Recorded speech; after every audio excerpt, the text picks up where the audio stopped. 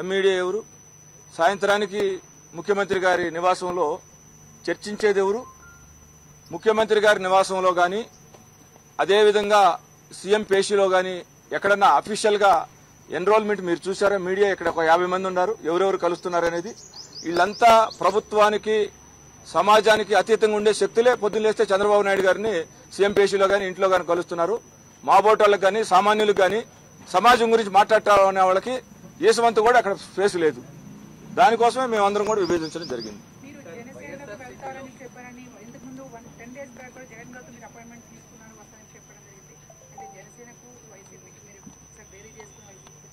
లేదమ్మా, నేను జనసేనకు వస్తాను నేను ఎవరితో చెప్పలేదు.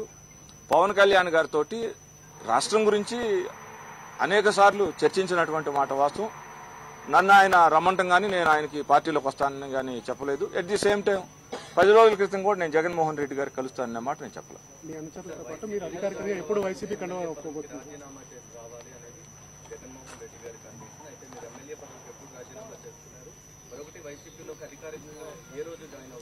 నేను ఇండిపెండెంట్ ఎమ్మెల్యే కదండి, తెలుగుదేశం ఎమ్మెల్యే కాదు కదా. నేను రాజీనామా చేసే క్వశ్చన్ ఏమిటి? నాది ఒక పార్టీ ఉంది అసెంబ్లీలో. Along with that I will join with Jaganmohan Reddy గారు వైఎస్ఆర్సీపీ పార్టీ. వెళ్ళి మాట్లాడి ఒక మంచి రోజు చూసి as early as possible I will join with Jaganmohan Reddy గారు.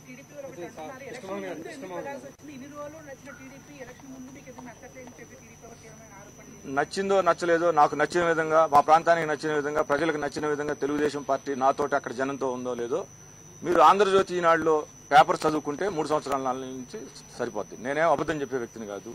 నాకు అసలు వ్యక్తిగతమైనటువంటి ఏ రకమైనటువంటి వ్యవహారాలు లేవు. నేను ఎంతకు మించి చెప్పడం కూడా సమంజసం కాదు. ఇప్పుడు ఎందుకు వెళ్తామంటే మొన్న కూడా చెప్పిన రీజన్ ఏంటంటే అద్భుతంగా ఉంది, గొప్పగా ఉందని పార్టీ వాళ్ళు చెప్పుకుంటున్నారు కదా. గొప్పగా ఉన్న చోట ఎవరినైనా సరే దోవనెళ్ళే దానయ్యని దానమ్మను పెట్టైనా వాళ్ళు చేసుకోగలరు. నా ఓటాడు లేనప్పుడు నేను ఒక మీలాగా చిన్న రిపోర్టర్ ఎలా నేను సామాన్య మానవుడిగా వచ్చి ఈ స్థాయికి వచ్చాను. నన్ను నిందించకుండా ఉంటుంది, ఆక్షేపించకుండా ఉంటుంది సమాజం అని నేను ఈరోజు పక్కకు రావడం జరిగింది.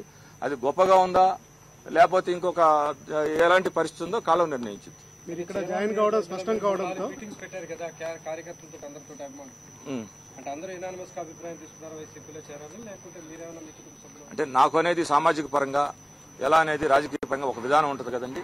ఇంటర్నల్ గా ఆ సిస్టమ్ అందరితోటి నేను సంప్రదించడం జరిగింది. సార్ ఇప్పుడు మీరు ఇక్కడ జాయిన్ అవ్వడం అనేది కన్ఫర్మ్ కావడంతో చీరాలలో బలరాం మీకు ప్రత్యేకంగా నిలిపే అవకాశాలు నాకు అవతల ఎవరు ఉన్నారనేది నాకు అనవసరం కదండి.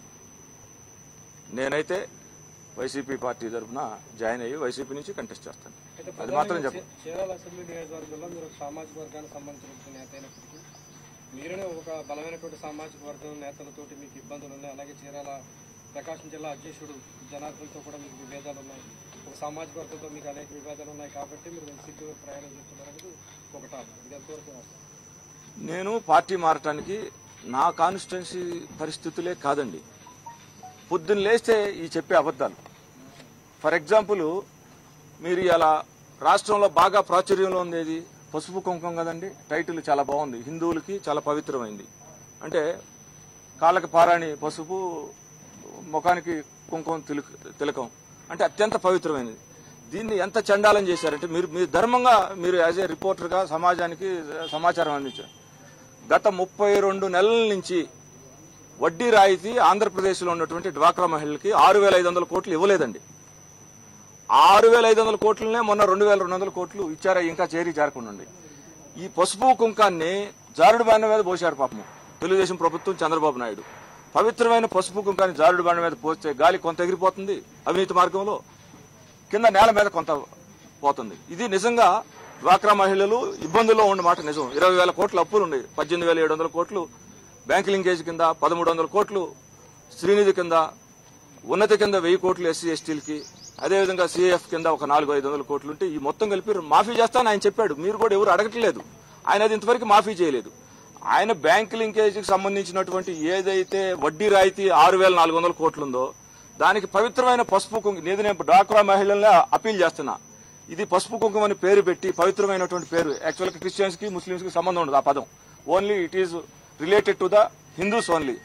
సరే, అయినప్పటికీ ఏ మతమైన పవిత్రం అంటే గౌరవించాల్సిందే. అంత పవిత్రం పెట్టి మీరు అపవిత్రం ఎట్లా చేస్తారు? ముందు 6,400 కోట్లు ఇవ్వండి. ఆల్రెడీ కట్టుకున్నారు కదా.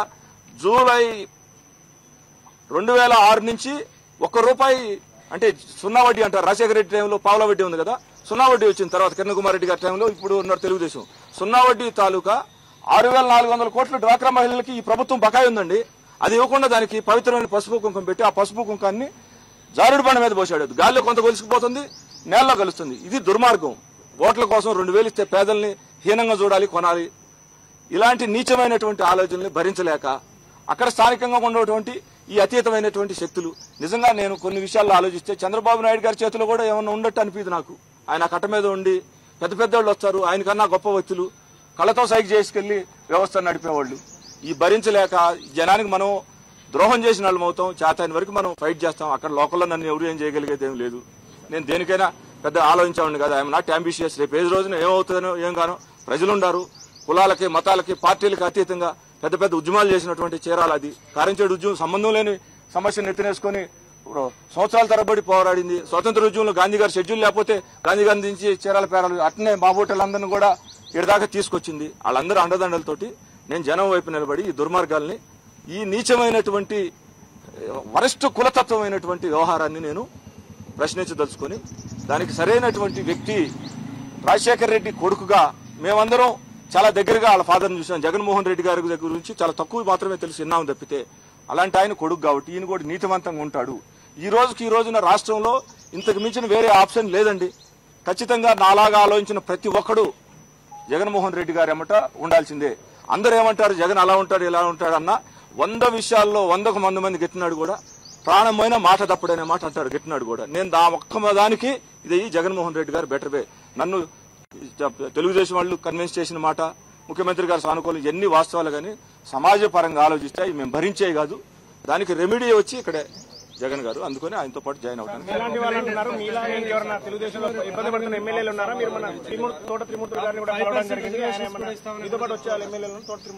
అంటే నాట్ స్పెసిఫిక్ అండి, వస్తారు చాలా మంది వస్తారు, మీరే చూస్తారు కదా.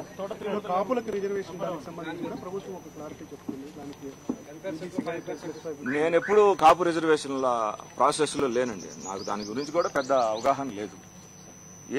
ఏ అంశమైనా రాజకీయం చేయకూడదు అనేది నా తాలూకు ఉద్దేశం.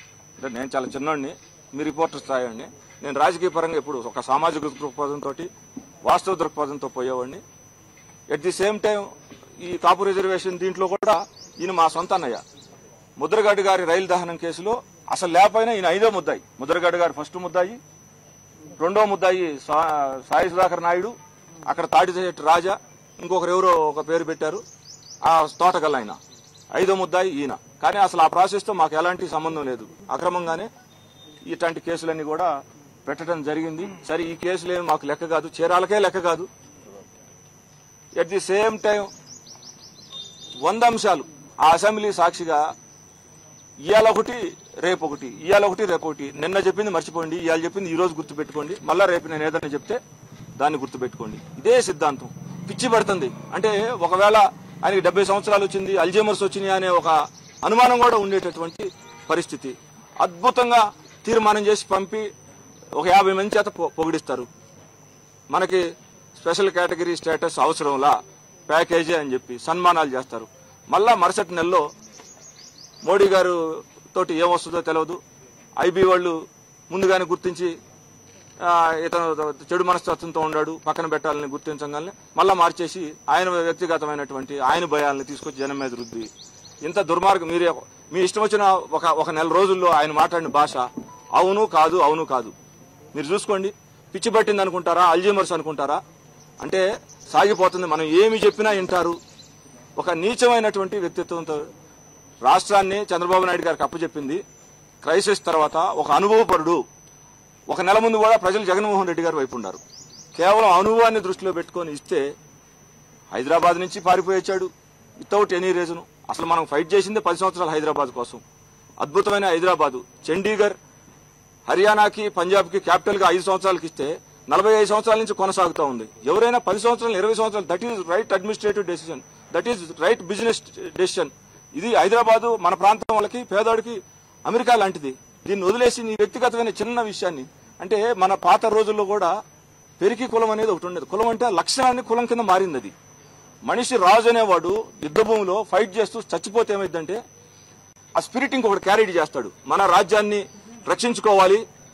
ఇదే స్ఫూర్తితోటి లొంగిపోయామనుకోండి, వదిలిపెట్టామనుకోండి, జనాన్ని అందరినీ మహిళల్ని చెరబడతారు, పురుషులను అయితే బానిసల కింద మారుస్తారు, సంపదను దోసుకుంటారు. ఇవాళ అలానే 10 సంవత్సరాలు రాజ్యాంగం ప్రకారం కలిగినటువంటి మన హైదరాబాద్ మన హక్కు ఉంటే పారిపోయి 1 సంవత్సరం లోపు వెళ్ళిపోతే ఏందండి చెప్పారు రీజన్? మనం దీనికోసమే కదా, వాళ్ళ వెంకయ్యనాయుడు గారే కదా 5 కాదు 10 కావాలన్నారు, వచ్చింది. 10ని 20 చేసుకుంటారా? అది రైట్ పరిపాలన డెసిషన్. ఎందుకు వచ్చాం మనమాట? ఏముందో చూడండి అక్కడ. ఈనాడు ఆంధ్రజ్యోతి చూడొద్దులే, ఫిజికల్ గా చూడండి వచ్చి ఏముంది. ఇవాళ ఉద్యోగస్తుల గురించి కూడా మాట్లాడతాడు. ఉద్యోగస్తులే సాక్ష్యం.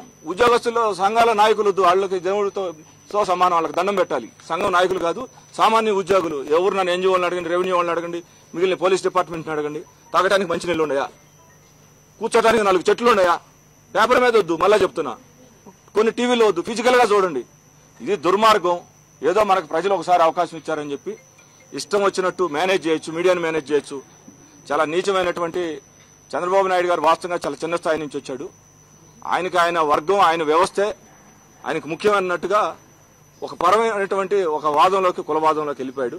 దాని నుంచి బయటకు ఆయన తేపోతే మనకు స్వతంత్రం వచ్చి కూడా వేస్ట్. ఆయన్ని చంద్రబాబు నాయుడు గారు ఆ తత్వం కలిగినటువంటి దీని నుంచి రాష్ట్రాన్ని మేము రక్షించుకోలేకపోతే మేము రాజకీయాల్లో ఉండి బతికుండి కూడా వేస్ట్. మీ గురువు గారు రోసయ్య గారు మీ గురువు గారుగా భావిస్తూ ఉంటారు కదా, రోసయ్య గారు అనుమతి తీసుకున్నారా, ఆశీస్సులు తీసుకున్నారా వైఎస్ఆర్ కాంగ్రెస్ పార్టీ? నేను కలిశానండి. నువ్వు చాలా ప్రజెంట్ మోడర్న్ పాలిటిక్స్ గురించి చాలా బాగా ఆలోచిస్తావు. నీ మనసుకు నచ్చి ఉన్న పరిస్థితులను బట్టి నేను ఏ నిర్ణయం అయితే తీసుకుంటా అదే కరెక్ట్ నిర్ణయం తీసుకోని చెప్పి ఆయన నాకు చెప్పడం జరిగింది. నేను 5 days క్రితం ఆయన ఇంట్లోనే కలిశాను.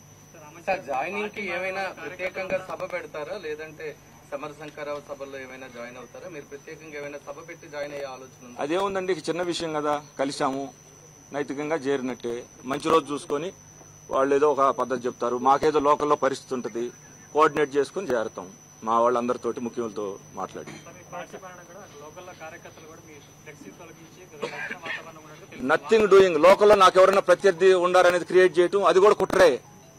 ఒక వర్గం, నేను ఇండిపెండెంట్ గెలిచానండి. మీరు ఆలోచించండి, మీరు కష్టపడి ఒక ఛానల్ రాధాకృష్ణ గారు లాగా స్టింగర్ నుంచి అధినేతగా ఎదిగారంటే ఆయన క్యారెక్టర్ కదా, అది ఆయన గొప్ప లక్షణం కదా. కాదు, తక్కువ చేయటం. నాకెవడో ప్రత్యర్థి లేడండి.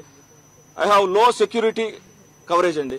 నాకు అత్యంత చిన్న భద్రతా వలయంలో నేను ఉండేది. ఒక సింగిల్ వెపనే ఉంటుంది, షార్ట్ వెపన్ ఉంటుంది. నాకెవడు రాజకీయ ప్రత్యర్థి కానీ వ్యక్తి, అది ఎంత పేపర్లో క్రియేషన్ ఉండాలని ఈ అతీత శక్తులని నేను చెప్పాను పేపర్ మీద. నేను కాదు, 175 నియోజకవర్గాల్లో ఈ సమస్య ఉంది.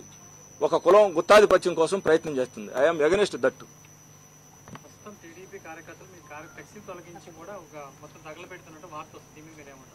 ఏది అట్లాంటి చిన్న చిన్న విషయాలు నేను పెద్దగా పట్టించుకోను.